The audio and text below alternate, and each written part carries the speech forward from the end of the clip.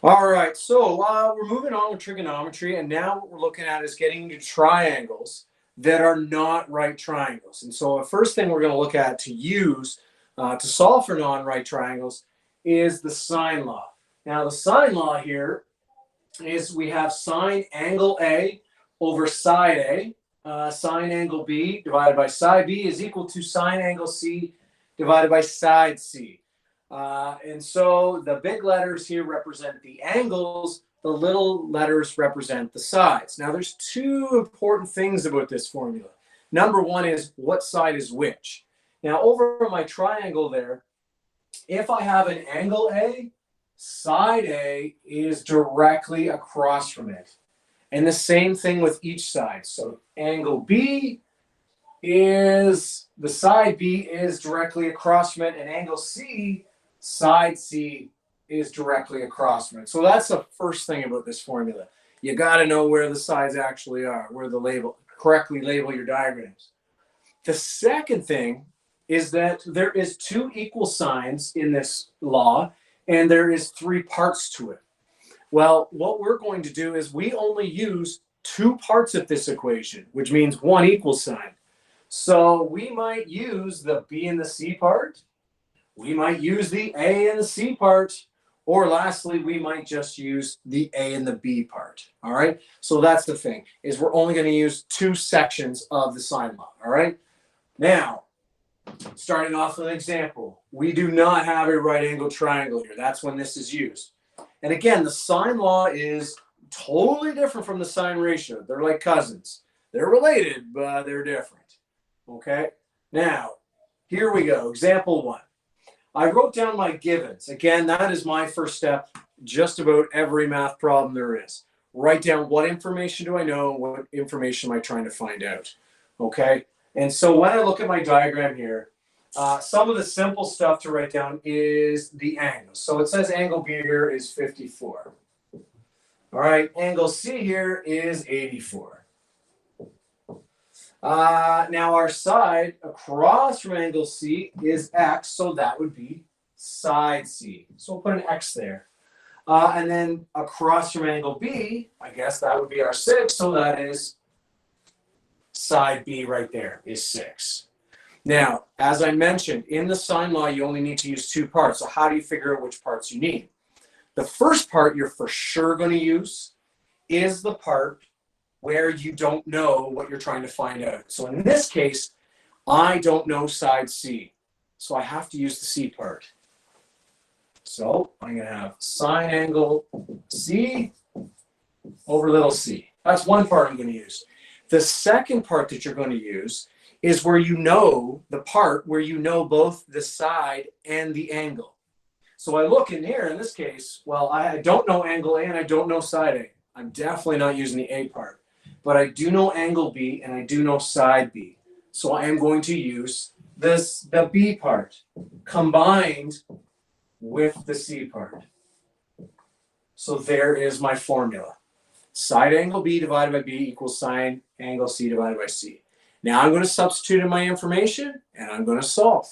All right, so I've got sine 54 degrees, all right, which we know how to calculate because we've been doing that the last couple hours. Side B there is 6. I go over to my other side here, sine angle C. Angle C is 84, so I'm going to have a sine 84 there. And in the bottom, sine angle or side C is now called X. All right. Sine 54 and sine 84. Again, I can just type those into my calculator, assuming I'm in degree mode, and get those as decimals. So I type in sine 80 or sine 54, and I get 0.809 or 0.81, could be the same. And there's my 6 there. All right, sine 84, I type that in, and I get 0.995. And then I have an X in the bottom. All right, now, where do we go next? I have a fraction equaling a fraction. We've had that before today, that's for sure. And so to simplify that, I'm going to cross multiply. In fact, it always happens with the sine law, the fraction equaling a fraction. All right, so I am going to cross multiply. And so I'm going to have a 0.809 times x, and that's going to be equal to 6 times my 0.955. All right, so now I have my equation. I'm going to simplify the 6.995. So I still have this 0.809x. 6 times that decimal, probably going to be pretty close. Let's see, 5.967. All right, maybe I'm carrying one extra decimal place here, but extra decimals give me a better answer. And not quite done yet because I have to divide by my numerical coefficient on both sides. That's a 0 there. There we go. All right, and it looks like my x value, I take 5.967, I divide it by my 0.809, and I'm getting 7.38, and I better put some units on it, centimeters. And there we go.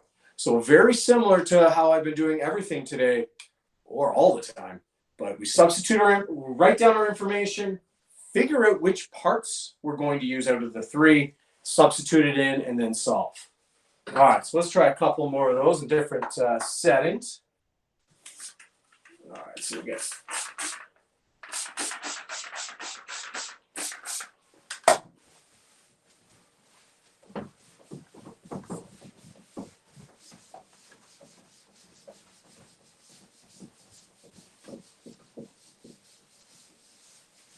all right, so example number 2. So let's see here. So I again, I'm going to solve for angle C here. So now we're solving for an angle. I solved for a side before. So I'm going to draw my triangle here. All right, so, and I'm going to say C is right there. Here's our A. Here's my vertex B. 10 centimeters here, 12 here. And let's see here, 40 down here. All right. So again, I'm going to follow my first step, which again is write down what information I have. Now with the sine law and a non-right triangle, I'm going to have 3 angles I got to worry about. And 3 sides. 6 pieces of information. Although again, we're not going to use them all. All right, so, well, first off, what do I want to know? Angle C. Put a question mark there. All right, what else do I know? Again, I know my angle A here is 40. All right, now sides. Across from angle A, that would be side A, so that's a 12 there. And lo and behold, across from angle C here, we have side C, which is 10. Now, again, in determining which parts we're going to use of the sine law, number one, I got to use the part where I'm actually looking for something. In this case, we're looking for angle C. So again, I got to use the C part. So I got that side angle C part divided by side C. Now we get to what other part we're going to use. Well, which other part do I know everything? Look here, well, I know nothing about B, but I know everything about A. So it looks like I'm this time going to use the A part and the C part of the sine law.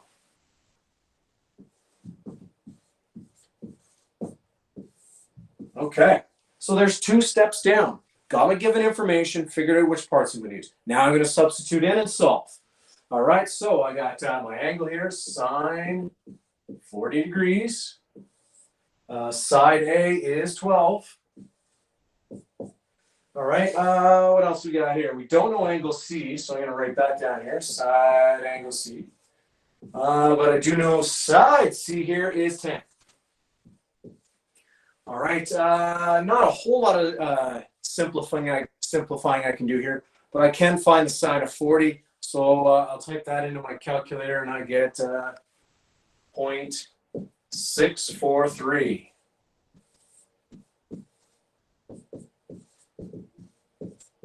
All right. So here I'm at. I've simplified everything. I have a fraction equaling a fraction. So to get everything all straightened out and get rid of fractions, I'm going to cross multiply again. So I'm going to go 12 times sine C, sine angle C, I should say, same thing. Then I got 10 times 0.643. All right, well, what can I simplify? I can simplify this right here. So 10 times 6.643. Again, anytime you multiply by 10, you're just going to move the decimal one to the right. So it's going to be 6.43. All right, so there's where I'm at now. I want to solve for angle C. So I got to get rid of this 12 first. And it's attached. So the only way I can do that is to divide both sides by 12. All right, so those 12s are gone. And now I have sine angle C is equal to, let's see here, 6.43 divided by 12. That's going to be 0.5 something. And in fact, it is 0.536. All right, now we just had this on our last class. I have the ratio. I have the sine ratio. So I'm going to, but I want the angle, so I'm going to use sine inverse. So I use sine inverse, again, assuming your calculator is in degree mode. And I do sine inverse of 0.6 or 0.536, and I get my angle is 32.4 degrees. There we go. So that is how we find our angles using the sine law. All right, I got one more because I always like to, if there's a twist to a question, throw that at you. So here's a little bit of a twist coming in example number 3. All right, so let's see here. It's a word problem.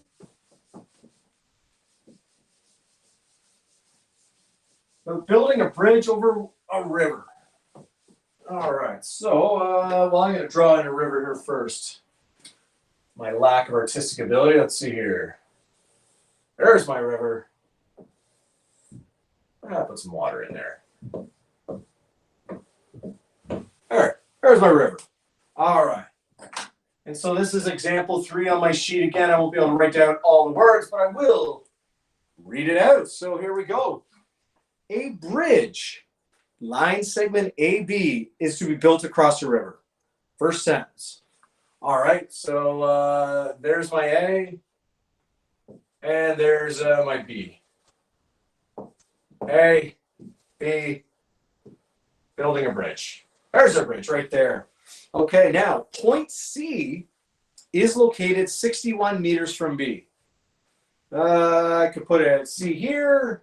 I can put it here because it doesn't tell me which side of the river it's on. To make a nicer triangle, I'm going to put C right here, I guess. There's C. All right, so because I have A, B, and C, I'm going to connect them here and make myself a triangle. All right, so there's my triangle. Now, the third sentence, I should say, it says angle ABC is equal to 68.5 degrees. Now, I have a triangle here, and here's kind of a twist, is what angle is that? Well, when you have angle ABC, A to B to C, essentially what it's telling you is the middle letter. Our angle B is 68.5 degrees. So I'll put that in there. All right. And an added part is it says angle ACB is equal to 42 degrees. So again, under the same method here, angle ACB, again, I'm looking at the middle letter. There's my 42 degrees right there, middle letter. All right, so what else we got here? How long will the bridge be? That's what we're asking here in the end. So again, our bridge was from A to B. So I'm going to put in a little D here. I think I missed some piece of information. What else? What did I miss here? Point C is located 61 meters from B. There we go. Okay. So now I'm going to follow the same steps. Write down my given information here. So again, with my given information, when you're dealing with a non-right triangle, we got 3 angles and 3 sides. There we go. All right, so what do I know? Well, again, my angles are the easiest here. I got an angle of 42 degrees for C. B is 68.5. A, I don't know. Okay, on to the sides. Across from angle A, there's 61, so that is my side A. D here, which that's a side we're looking for. It's across from angle C, so D is actually C is actually D. Okay, the distance. Why it's called D. Now, which parts are we using here? So I'm looking. I need side C because that's actually our distance. So I have to use the C part. That's going to happen. That's happened every time here so far, but now I get to the other part. Which other part do I know everything? I look at the A part, I'm missing the angle A. I look at the B part, I'm missing side B. Stuck. Is there a way I can find one of those out? Anybody? Triangle always equals 180 degrees altogether, so just add the amount of angle B and angle C, and then subtract that from 180. That's right. All right, so angle A, as you said, I'm going to do exactly that. I'm going to add these two guys up here, 68.5 plus 42. We do subtract them, as you greatly said, because all the angles inside of a triangle add up to 180. And let's see here. I actually get that angle A is 69.5 degrees. All right, so now I know everything about the A part. So I'm going to use the A and the C part. All right, but just as I did before, I type in my information and solve for C this time, which I'm going to end up calling D, our distance. So here we go. So I'm going to substitute in. So I got sine of 69.5. All right, my side A is 61. All right, side angle C, that's going to be, angle C is 42. And side C now is called D because it's called the distance. All right, again, I have sine 69.5 and sine 42. I can type those into my calculator and get, let's see here. Sine 69.5, I'm getting 0.937.